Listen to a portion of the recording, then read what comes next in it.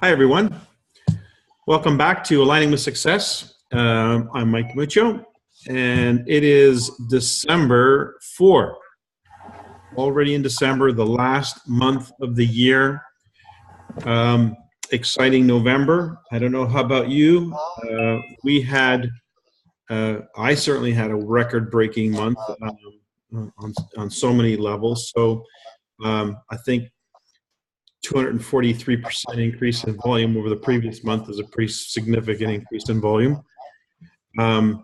So I'd say that was a great November. And new silvers, new golds, new diamonds, new platinums, new royal diamonds. So we're seeing what we were hoping to see and suspecting that we would see, this growth start, and the momentum curve started to take off in the third quarter. As we now move into the last quarter, or as we are into the last quarter of the year, we saw some advancements in rank in pretty much every single country. So very exciting. It's not unique to one place. I'm not sure where that feedback is coming from. You probably hear it like I do. It's from the phone 440. Okay. Gruber and Sue too. Yeah. Okay. Yeah. It's better now. Very good. I wanted to maybe share a little bit about something that I'm experiencing as I'm in the process of working out what the storyline is going to be in the business presentation. And I have some helpers with me here tonight because some of you, Cheryl and Maggie, were participating in the events of this week. By the way, I want to congratulate some of you. You guys are doing, I don't know if you've done your comparison, your homework. I think we gave the launch partners a request to go and do some numbers, but I did some checking on the numbers with respect to those who are working with me directly in Team Kaizen, and for the most part, almost all of you have fared much better in 2017 than you did in 2016. Thumbs up if that's you. Maybe you haven't done your homework yet, but I've done some of it for you, so I'm very pleased about that. So going back to this past week, I was traveling, and I had an opportunity to be in Penticton. I was in White Rock, BC the last couple of days, and I decided to switch things around a bit just to get the storyline a little bit better. But it sort of took off with that meeting that we had on last Sunday, with Madeline and a group of others who were presenting, Dr. Melanie and myself. And that video, by the way, was recorded. Suzanne, I think it was you who sent me the email that had broken it down. I'm wondering if maybe you want to share that with the group as well. Maybe post those videos that you edited so that people have access to and start to look at how they can improve their storyline when it comes to presenting the Nikken opportunity, either the products or the business or both, or even the vision. Do you know how they can get access to that? Well, for now, I have them all on my YouTube channel. Okay. I'll post the 4 links to, where do you want me to post them, Mike? You can post them on, well, we can get your information as to your YouTube channel, so we can find them there. Otherwise, I might suggest posting them on the Royal Alliance. You can do that. That's a public forum.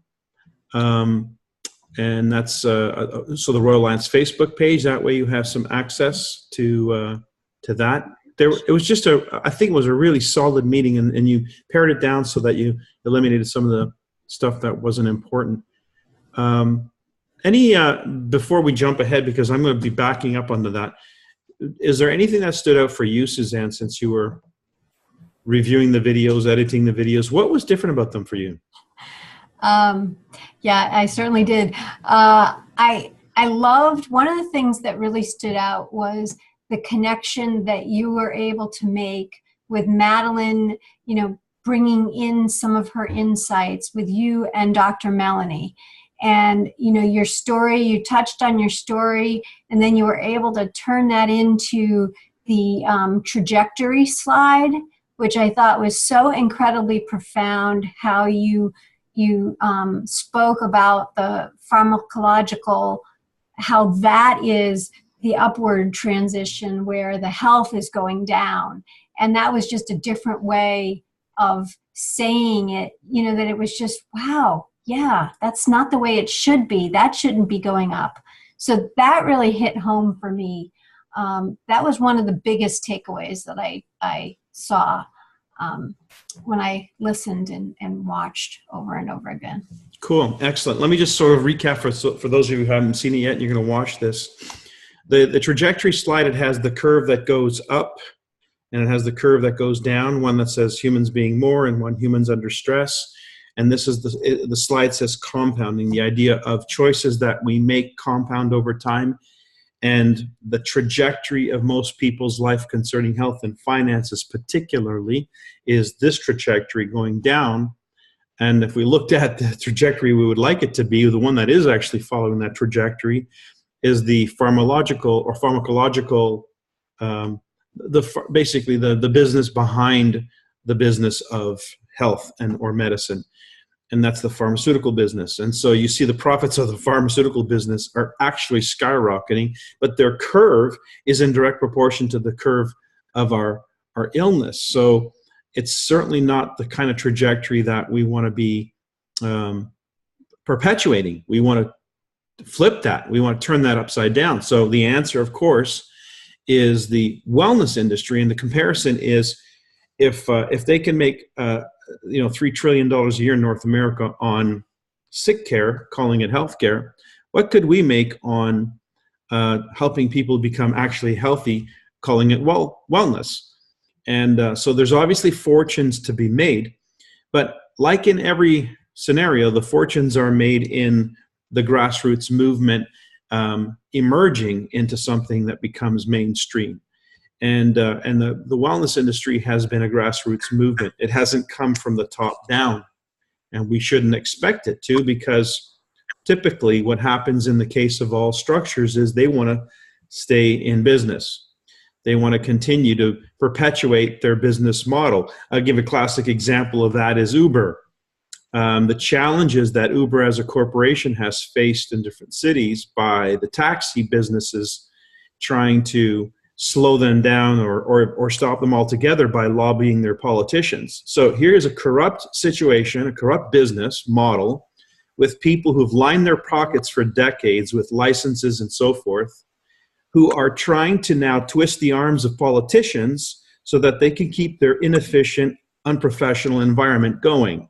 Meanwhile, a much more efficient, more user-friendly, and definitely better for the consumer experience is having to deal with this. And so that is not free enterprise. That's simply, the old trying to stay alive when it really doesn't belong there anymore. And so if we look at that as an example, there's always resistance to change. There's always resistance to innovation because somebody somehow is losing out. Well, there's a huge innovation taking place in Amazon, and Amazon has become the #1 retailer in the world, and there doesn't look to be anytime soon that slowing down. So there's a lot of companies that are at risk, and some who have already passed the point of risk, like Sears in Canada is shutting down their operations because these brick and mortar operations can't survive in the new environment of e-commerce. So that's the point, one of the points that I make about these trajectories. Well, the thing that really occurred to me in that presentation and leading up to that presentation, and then what I delivered this week, was the notion that Nikken as a corporation, and by the way, I'm also quoting right out of my book, and I'm going to really plug my book for perhaps the first time it's ever been published. Reading my own stuff reminded me of how good it was, how accurate it was, and how timely it is. But the idea that Nikken was designed with economics in mind. In other words, how are we going to promote the movement of wellness if it's not profitable? And so the economics of Nikken is to pay, to make it rewarding for people to become healthy and to promote health. And so that's the concept behind the success of our movement. And if we forget that part of it, the economics of it, the engine that drives the business, the engine that drives the expansion and the penetration of this concept into the marketplace, then we lose sight of our future, because it's what it depends on. Just like the pharmaceutical industry depends on keeping things the way they are, the status quo, if you will, because it's economically driven. If it was about if it was about the welfare of the public, then we would see a very different trajectory. We would see a public becoming healthier and the costs becoming more efficient. We don't see that. What we see is the costs becoming more inefficient and the public becoming less healthy overall. So that trajectory is telling us that we are at odds with the economics of the system driving the healthcare industry. The public interest is at odds with the economics driving the healthcare industry. But what if the economics were not at odds with public interest? What if the economics were perfectly aligned with public interest? Then all of a sudden, the sky's the limit. There's no limit to this economy because everybody wins. And so our business model needs to be presented that way. It's the economics that drives our business, and it's an economics that's in alignment with the welfare of the public. This is maybe the first time we've ever seen anything like that in healthcare. So I started to bring that concept into the presentation, and I decided to do the presentation in reverse order. Normally we do the products first, and then we do the business. Not this time. I decided to do the business and the products as you remember, we talk about the funnel. The funnel is the vision, then the opportunity, then the products. In fact, it's in this book exactly that way. How I present the Nikken opportunity is always vision first. When people used to ask Mike DiMuccio, hey, do you lead with the products? Do you lead with the business? My answer always was, I lead with neither. I lead with the vision, which is all encompassing. It's the why we do what we do. It's the why we have a reason to do what we do. It's the big picture. And from there, then I move to the opportunity, which is how we get the vision into the marketplace. It's the economics that drives all decisions. It's the economics that drives all movements. And this is an economy that's more efficient and more impactful. And then finally, what is the deliverable? What's the thing that we actually get into the marketplace that at the end of the line, a consumer is going to be fulfilled by? And in this case, it's not the relief of a problem. It's the prevention of the problem from ever happening in the first place. And that's, of course, providing the body what the body needs. Proper rest, proper nourishment, all the things that we know and love about Nikken. So I'm skimming through this book, but I'm having a hard time finding that Mike, section where... Can I add, since you're on there? You know, the note that I wrote to you right afterwards, I thought of that old flip chart, which was the purpose and the mission first, and the vision first. And the pie chart, the why was there, and the $1.4 trillion projection by whatever year that it was. And to think that instead of 1.4, it's 3 trillion. The aha for me was really that old trading time for money. Do you remember that one that showed the increase that was going to happen with the market? So like it hit the 3 trillion, but it was the sick care industry that hit the 3 trillion. So when Suzanne edited it and just, it really did do that I guess Dr. Melanie did start, but she was presenting her case of the exponential cost, the cost to the patient and how dissatisfied she was. So that was really still doing it in that way, I guess. And then you just did such a perfect job with it. So I think in 21 minutes, and it's been a suggestion that I've given before, you know, we have the product showcase and the business showcase. It's really, it seems to me that a shorter synthesis is where we are now in the hybrid that I think would be a good thing to do. Well, in addition to that, and why that might be even more relevant, is what's ensued from that. And that was the conversation that, what is the number one cause of stress? In the 5 pillars of health, when we refer to the 5 pillars, what is the single largest cause of stress in someone's life? Money. Money. So how can we address wellness if we don't address the number one cause? it would be a moot point. So we address that cause by providing people with an understanding that there's an economics here, that we can help people establish balanced financial, and that's through our business opportunity, which today parallels the benefits of what Uber did to become a overnight success, essentially, by creating an opportunity for people to become self-employed in this thing called the gig economy. Because what do they want? Freedom, flexibility, and the ability to leverage a system. That's exactly what Uber is. The benefit of that, plus the benefit that we can compound that experience by introducing other people through e-commerce.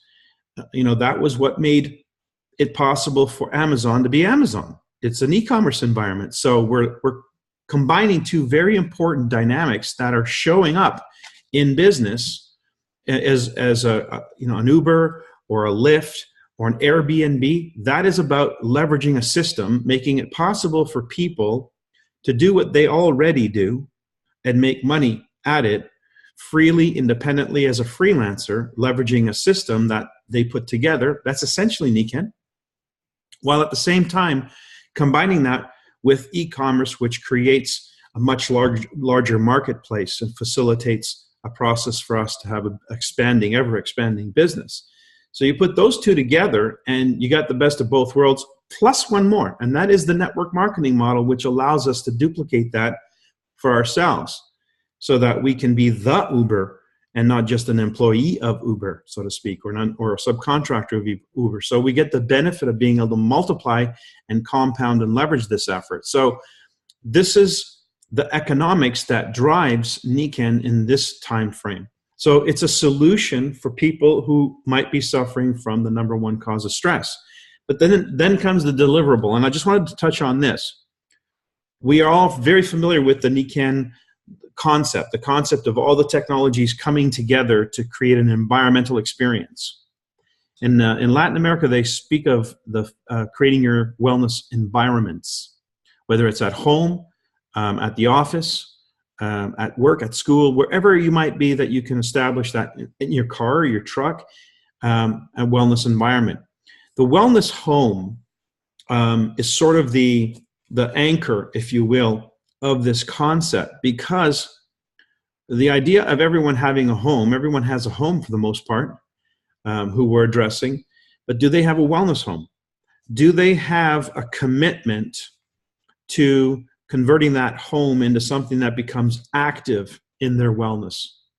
So even though most of the technologies we apply in our Nikken Wellness Home are passive in nature, we become active by actively putting them in our home, getting involved with them. So the concept of active wellness is our role, our responsibility of being a participant, and the wellness home is how we can participate by creating a wellness home. So if we were to look at customers through the lens of the wellness home, if we were to measure and monitor their progress in that area, then you would see that your customer is not just a transaction. It's not just a I sold them an item. It now becomes an engine for your business, because it's an ongoing experience, this relationship with the customer. Now, if we look at our business model, the idea of building an organization that builds wellness homes, and I just want to hold something up here. This is on page 303 of the book. And you're going to see a lot more of this. What you see here, the dark triangle, I should speak into the microphone here. The dark triangle in this image is your organization. So you're building an organization that, and if you, let me just get this lighting right. So you're building an organization that creates wellness homes. The circles to the right, or the houses to the right, I guess, if you can see that. I don't know if you can actually see that really well, but the houses to the right, those houses are the houses that you would preside over. Meaning, if you were somebody who took an interest in helping people establish a wellness home, then how many homes would you want to take an interest in? Let's say you decided it was going to be five wellness homes. That means that you're going to help them get their wellness home started. That means you're going to help them expand it over time. Means you're going to introduce them to how to keep it going, things like our nutritionals and so forth, the cartridges, the replacements and whatnot. Let's say you decided it was going to be 5. Your business model was going to be 5. And let's say you were going to introduce, I don't know, and for the purposes of this calculation, I have 6, so I'm just going to use 6. You're going to introduce 6 other business builders to this idea, that they would introduce other people to this as a business, while at the same time, they would maintain a relationship with no less than 5 families. By the way, if it was only 5, if Nikken said to you today, I'm only going to let you deal with 5 families, only 5, not 6, not 10, 5. Who would those 5 be? It's an interesting question because all of a sudden, who would come to the top of the list? Would it be just perfect strangers? Or would it be the people you know and care about? So what if that was our business model?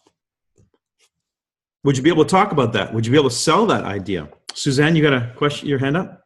Well, I just want to make a comment because Anne, my aunt, actually has been doing that and successfully doing that recently with her sister-in-law and her brother-in-law. And the impacts over the last 2.5 months have been profound for both of those families. They've never really been interested before, but now it's just incredible the changes that they've seen in their lives in just a short time frame. So it's really exciting, and to know that you don't have to do it to millions of families, but it's going to be great when we get to the millions of families. Well, let me just point that out then, because this is the point.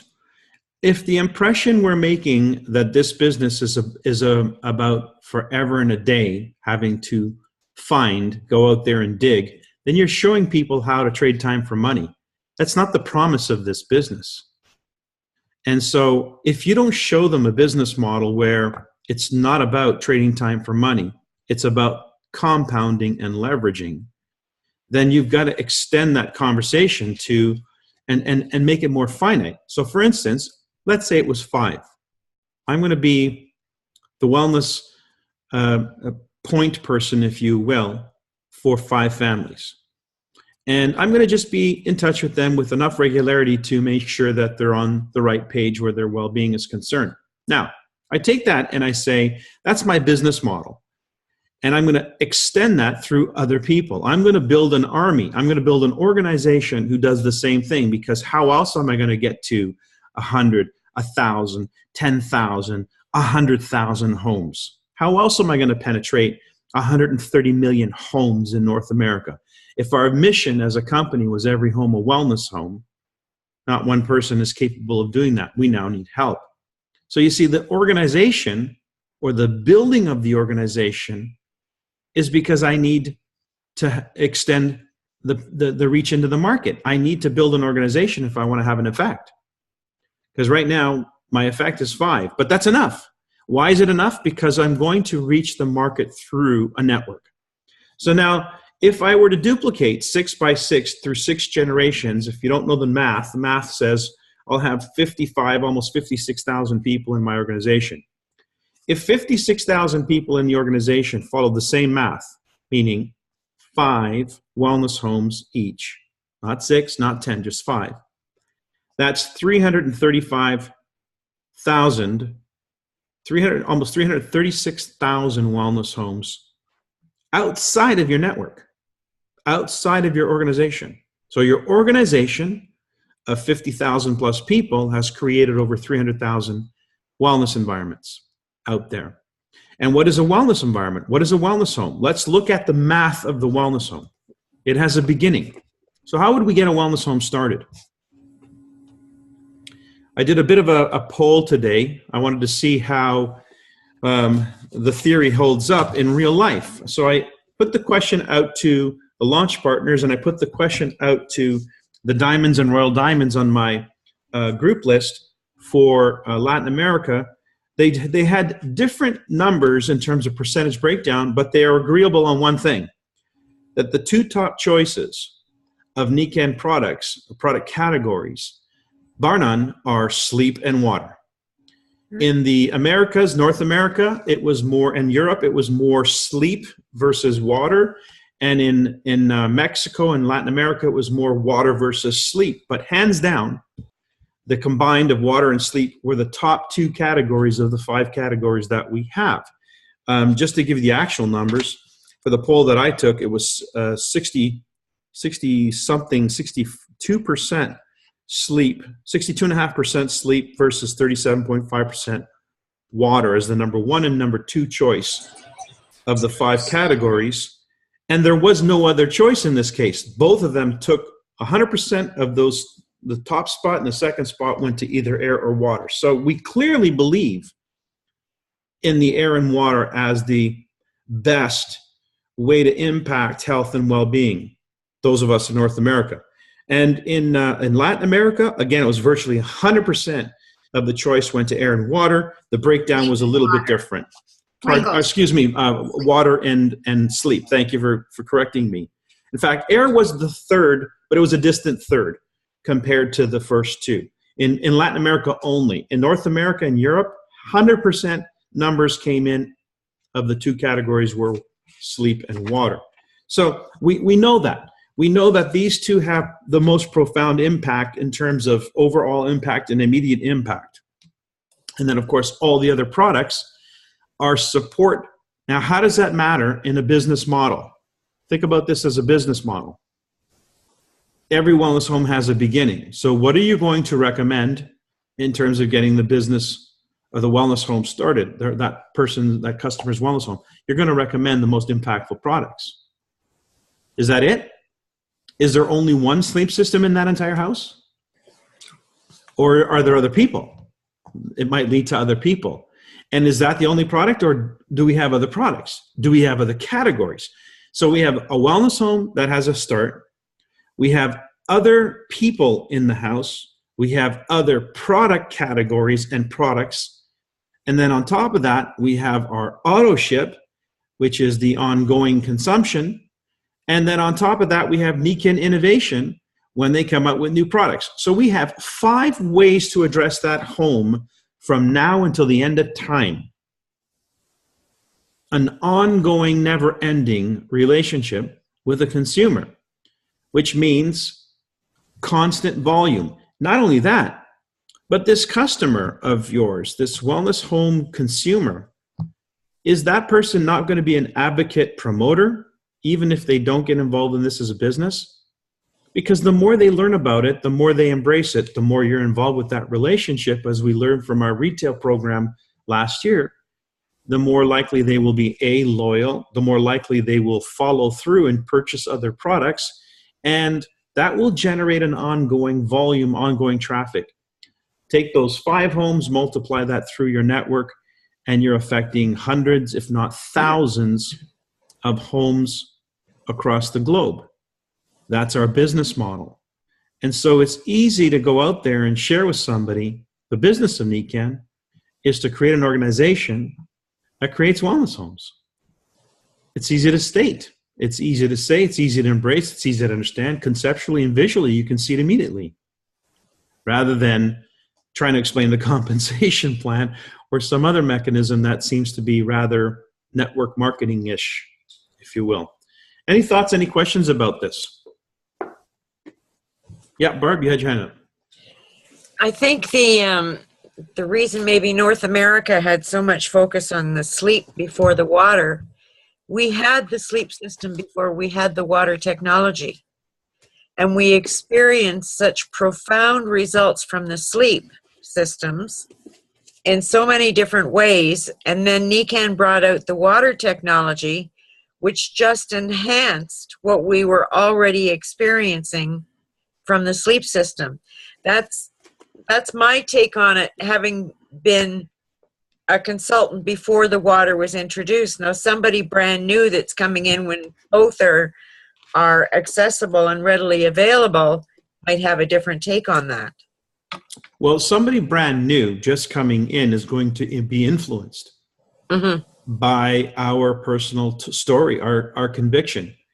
And And that's why it's important that we have a personal story. And that's why it's important that we encourage anyone who's doing this as a business to invest in their products. They will sell what they talk about. They will sell what they use and believe in. And if you want them, I mean, we have a very wide range of products, but if all they sold was, I don't know, immunity because that's something they really love. It's not that we don't love immunity. It's just, what's the pecking order here? If I want to create a wellness home and I want a business model that's driven by economics, because what's going to sustain your business? It's not going to be the feel good. It's going to be the cash flow. That's what sustains a business. It's not the emotion, it's the cash flow.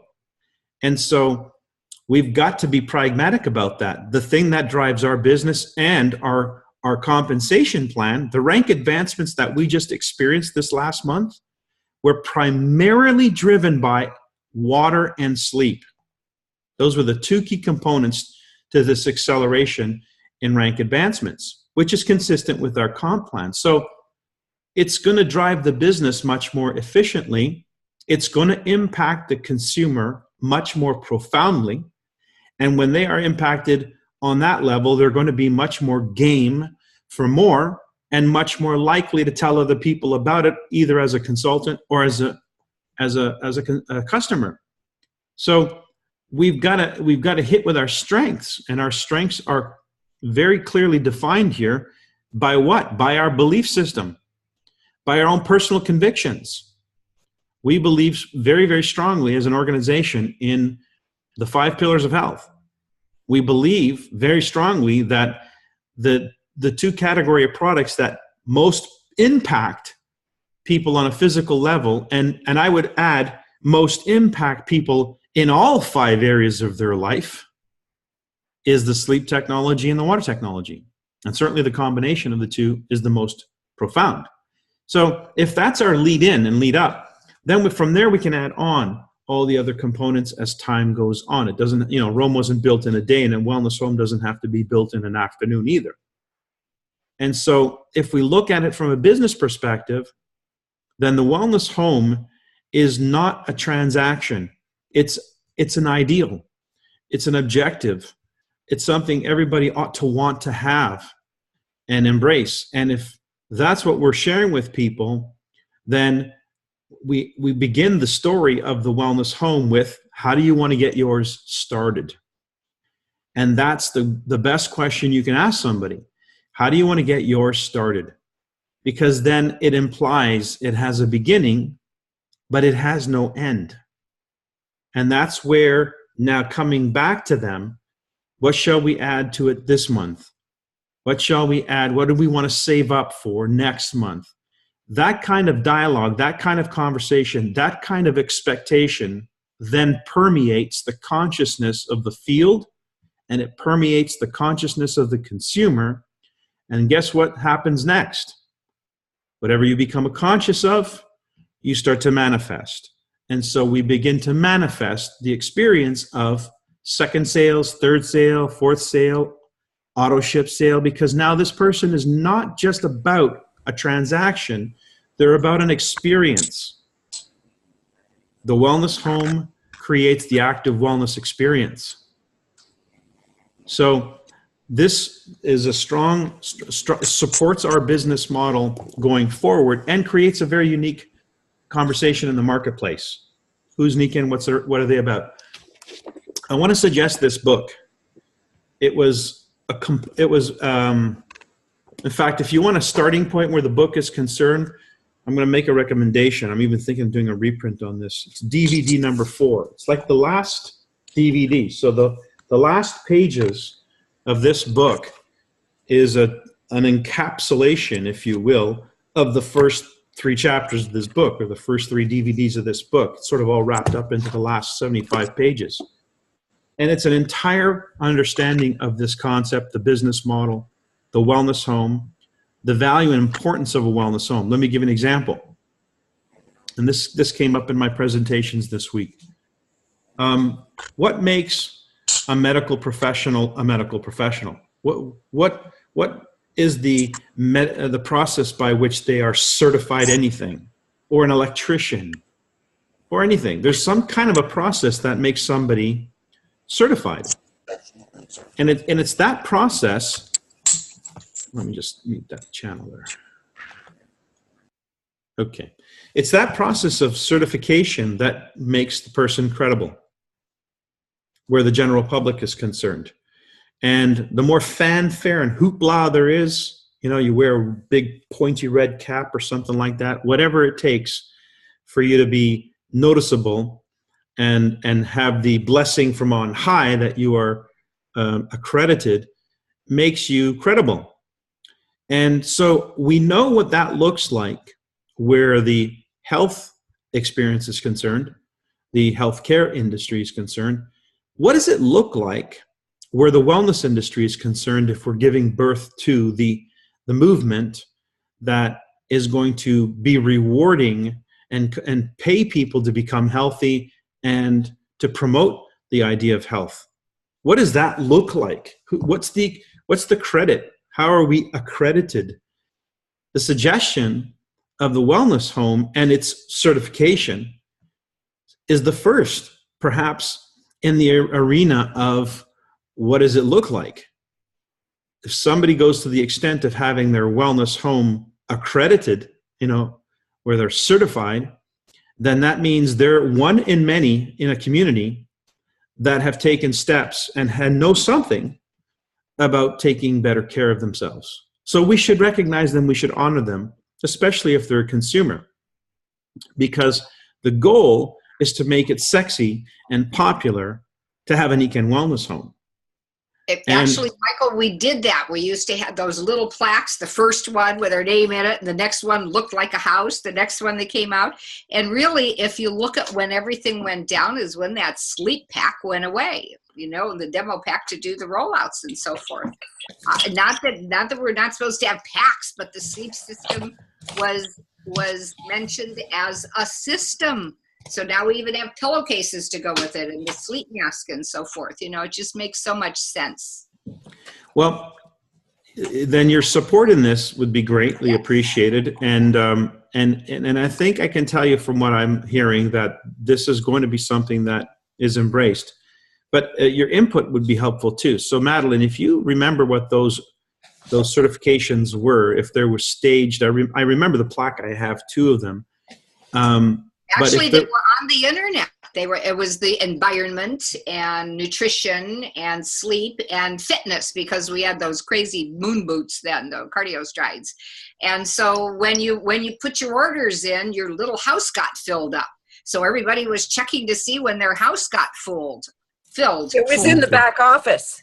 Okay. Yeah, it was in the back you could office. track it. You could track So, it. well, I remember vaguely those aspects of it, and I also remember a time when we were measuring how many wellness home starts we had. So, how excited would you guys be about that coming back? Hey, I'm seeing a lot of hands moving and head shaking. So I take it that you see this as a good idea. Okay, good. I think it's a great idea. In fact, but I'm not looking to, by the way, the guy who published this is right. No, not that guy. This guy here, Antonio Raimondo, who is a platinum in my organization. And he thought enough of these trainings that he thought they should be in print. And so they are. And you can get this at Amazon. You can get it on Kindle, you know, you download it into your phone or whatever. But I think it's really valuable information because this is the direction I think that things are going to take in 2018. So having a bit of head start on this, a little bit of insight on this will be really handy for you. Hint, hint, nudge, nudge, wink, wink.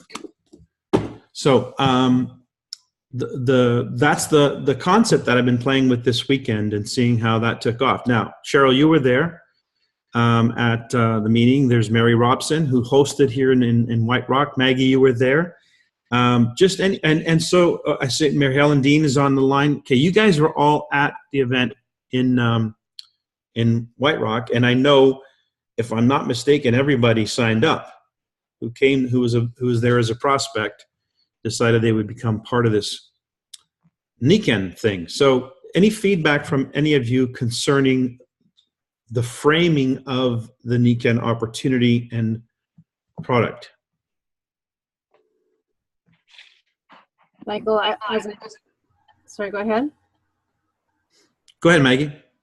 As I said in the message to you today, it was the first time we'd done it in that different order, and it just was so much better because the morning set the context for the vision and everything, and then we had this delicious lunch that Mary did in her spare time, and in the afternoon it was a chance for testimonials and people to hear, well, then how do we get involved? What does this mean?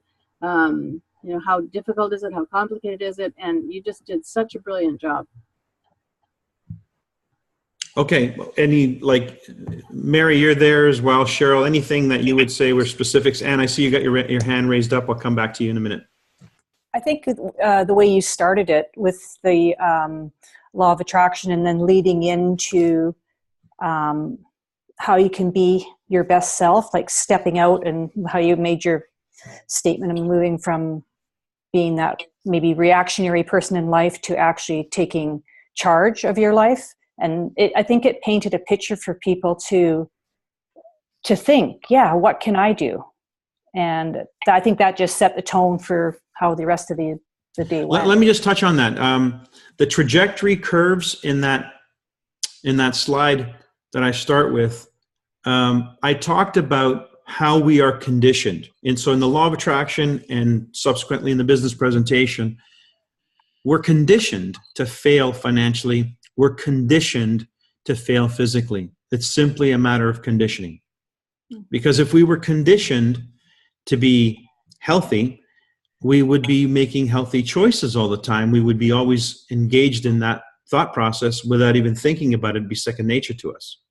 But we're not conditioned to be healthy. We're conditioned to fail financially and conditioned to fail physically. The financial part is the Robert Kiyosaki argument. 95% of the population share in 5% of the wealth. Why? Because they trade time for money. So we're conditioned to trade time for money. And that's why we financially end up where we are. So clearly, if we've been conditioned to fail financially and physically, we can also be conditioned to succeed financially and physically. So that's what the wellness movement is about. You were going to say, Maggie? I was just going to say that was such a profound aha for myself and other people, that we are conditioned that way because the mind is, we've bought into this, and to condition ourselves to another story is just taking the focus onto self-care and wellness and personal empowerment.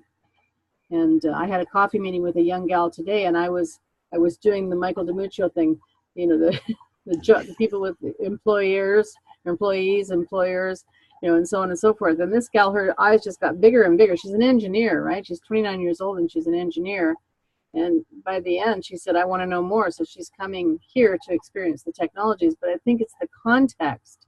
If we can set the context and we can paint a picture that people can see themselves stepping into, because it just makes so much sense before we do anything about, even our own story, although I wove that in a bit, but before we present the products, before we present the business plan. And that card, the Y card, which I have with me all the time, is so powerful and so helpful. Fantastic. Okay, because actually you can start with that and say, well, the reason why people are stressed in these categories is because, guess what? They're conditioned to be. We fall into that. And I'd like to add to what everyone has said. We had 3 guests who bought tickets on Eventbrite because we were promoting the law of attraction, and they came for that. And then we explained to them that that's what we're going to start with in the morning, and then in the afternoon, if they would like to join us, we would do the business and the product demonstration about our company. And they chose to stay. And they also chose to sign up at the end of the day. And one of the couples I invited, they couldn't stay for the afternoon. But after your law of attraction presentation, and where you did a little bit of the trajectory, they came to me and said they were very interested. They want to talk to me this week about joining. So that's all it did. It was your magic, Michael. Well, yeah, I think it was the power of the information, because it was just that. I think the information either strikes a chord or doesn't. And it's getting to that chord that we seem to have had the challenge, right? It's trying to filter through the changes in time, the changes in demographics, the changes in interest, the changes in how long you can hold somebody's attention, all of that stuff. But if you can get right there, wow, right into the core, you all of a sudden got their attention. Mary Helen, you're unmuted. I'm unmuted. Well, it was brilliant, Michael, and I literally watched. I was sitting away from the main table, and I literally watched people leaning in, the guests leaning in, because people will do this for their reasons, not for ours. So when you start to wake people up, which is what you did by not, telling our story and all this. I mean, I think those stories are important, but we opened the windows, the doors, and their minds to the possibilities, and they literally were like, I want the solutions now. So it was like they were grabbing for it rather than glazing over. I think that the way that you staged everything was just magical. So very impressive. Thank you. Cheryl, did you have something? Sorry, Madeline. And then we'll go to Anne. Okay, Yeah, Anne. Anne. My just is one question. First, what is the name of the book? I missed that. Somebody just typed it. It's The Science of the Nikken Business. Okay. The Science of the Nikken Business. Okay. And one other comment I wanted to make. You had mentioned our retail program that we did, which I guess you're referring to the I Can series, which I thought was absolutely tremendous. And I still go back to many of the recordings and readings of it. And I was wondering if it had ever crossed your mind or Marty's to do a similar, maybe a bridge program focusing on acquiring consultants instead of, in addition to now that many of us have beefed up the retail end of our business. Because, I found it really helpful and challenging and easy to follow, and it made a big impact on my acquiring retail customers. And I'm just throwing it out there as a question. Well, I appreciate that. It hasn't been in the form of a course, but this conversation every week and others like it have been directly about helping people transition to becoming very good at recruiting other partners. And so what we're talking about tonight, which is really sort of underscoring the point, was the pecking order of the conversation.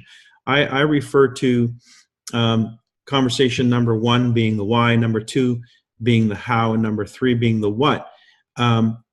Another way of looking at this is number 1 is vision, number 2 is opportunity, and number 3 is product. I've always delivered information in that order and then validated the information in reverse order. So if I talk, let's say I was doing a one-on-one, I would start big picture, vision, the concept of 5 pillars, the concept of the fact that we've been conditioned to fail.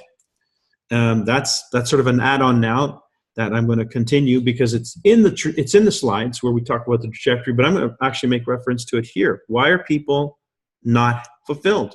Why are they more than likely unfulfilled? It's because they're conditioned. Then we go from big picture, opening their minds up to somebody knows something about this. Yeah, I guess that's true. And then it's, do we want a solution?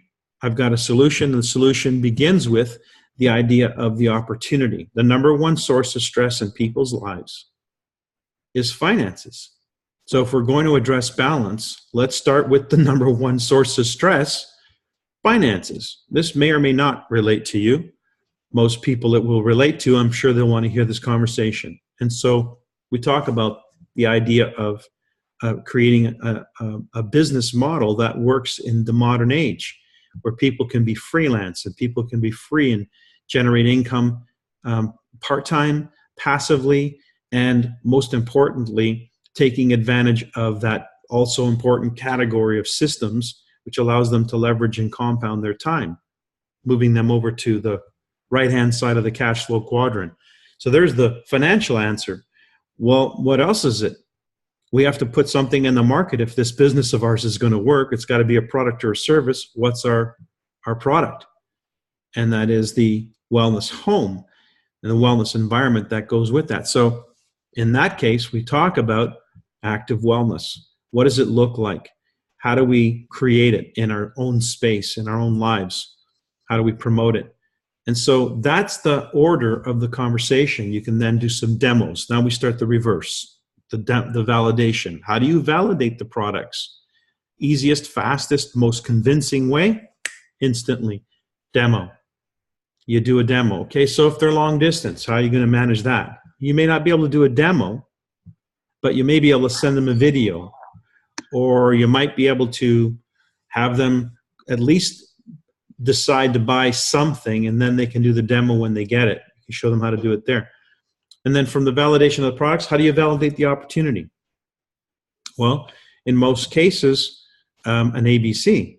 And the better the ABC, or the broader the ABC, such as a live meeting of some kind, that's often very validating.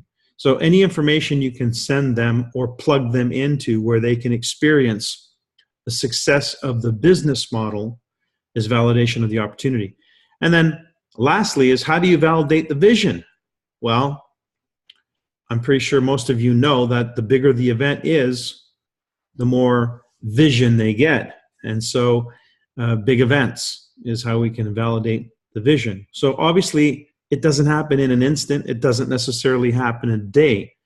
But in the course of a day, a week, a month, most of this can happen, which is the process of that reverse zigzag. Within a month's time, excuse me, someone ought to have been able to get through the entire Nikken experience and go from being interested to being involved either as a customer or as a consultant, both. And then finally, that last stage where they jump through the hoop and say, I'm not going to just, I didn't just buy the product, I bought the company. And they get really hooked into the business opportunity. So this is one of the reasons why we're going to be staging a monthly event online, so that it encourages you to host an event and use this as a power ABC. Excuse me. And that'll be every month. Why? Because we need to close the month. We need to have these people who are on the fence, or maybe who've enrolled but haven't really made a real commitment to make a real decision. So we've got to validate the vision. And validating the vision usually happens at an event, and an event needs to be staged. So that's why we're going the route that we're going, to build what we refer to as the rhythm of the business, which, by the way, is really well documented in this book. Did I tell you about this book? There's a really good book. Another MSI, Michael. Not for me. I don't get paid on this one. What I wanted to say was, what I heard in listening to the group from Canada is they got people to think. And I think taking the time to reflect, to think, and the practicing on the thinking in this past year, because the thinking paradigm has changed. And so now it was like a network marketing model and not much of a sales model. At least it wasn't enacted that way in the past. And then there was these two approaches. And so now the hybrid, the concept, I drive a hybrid. So it comes together as one unit, the component of the hybrid. But taking the time to think, so many people, when they look at the whole wellness home, I mean, sleep and water start in a beginning and no end. But the way you presented it was to think about our making those little choices daily, blah, blah, blah, assuming that we have a choice in it, that it doesn't have to be a $3 trillion sick industry. So that's what I heard those that were there in your last stop say. So it's taken a year to get to this point of being and becoming, but it has truly been very helpful. I've said it before, in the group thinking and then getting the feedback from different people and being able to listen and watch the faces as well. Well, Madeline, thank you for that. But I'll tell you where the real reward comes for somebody like me. The action. The success stories of your own. If you guys have been paying attention to me and taking the time like you did tonight to be on a call that I'm hosting, I would hope that the information somehow gets locked into that subconscious of yours and starts to show up in the real world when you're out there talking with people, and that you have the desire now, even more so than before, to talk to people, so that you start to put some numbers on the scoreboard for yourself. The task at hand is huge. It's just so big that we will never see this fulfilled in our lifetimes. So we want to do this in a big and bold way and know that there's enough for everybody. There's enough for everyone. And so let's get out there and apply what we're learning. It's through the application that we actually really hone the skill. What I love about being on the road is that I get to hear my thoughts in action. They start to come out of my mouth. And then I get to see how people react. And that's when I know I really hit something or I didn't. And so it's in the application. It's a constant learning process for sure. And anybody who tells you they have the answer, I would tell them, what are you, Jesus or something? I mean, like, we have an answer, and it might be a good one, and it could probably be a better one. For now, we'll use the one that we got that, is working well. But yeah, it's constant. Learning is not an end. It's just the beginning of the next phase. So we're going to get better at this as we go along. But the only way you're going to get good at it at all is by actually getting out there and doing it, by the application of it. And I can attest to this. I can promise you this. If you apply any of the stuff that we're talking about here, you will experience your own reactions. You'll see your own your internalization of this, and then you'll know. You'll own it. It's like when I deliver the Law of Attraction presentation. I own it. I did something in my years going Royal Diamond that made that thing mine. And then when you own something, it comes from every core of your being. It comes from every cell of your being. And what do you think moves people? People are moved by your conviction. People are moved by your passion and your conviction, which comes from you owning it. So we can talk until we're blue in the face and theoretically and get it all in our head and get real excited about what we think we know. When you're out there applying it, fumbling it a little bit, figuring it out, getting better at it, that's when you own it. And when you own it, the results show up. So, guys, this is the last month of the year. I know it's a busy month for holidays, things like that, but I just want to remind you of one simple idea. There was a guy who was sponsored in this month. Actually, there were two that I'm aware of. I was one and Dennis Williams was another, who were sponsored in the month of December. I'm pretty sure you'd have been pretty happy if you'd have been the one that sponsored either me or Dennis. So keep that in mind when you're going out and about your business in December. It's not all holidays and it's not all Christmas presents and Christmas parties. There's people out there with some very real needs, and you've got some really big answers. So keep that in mind. Say? What do you say? All right. You guys have a great week. We'll see you next week.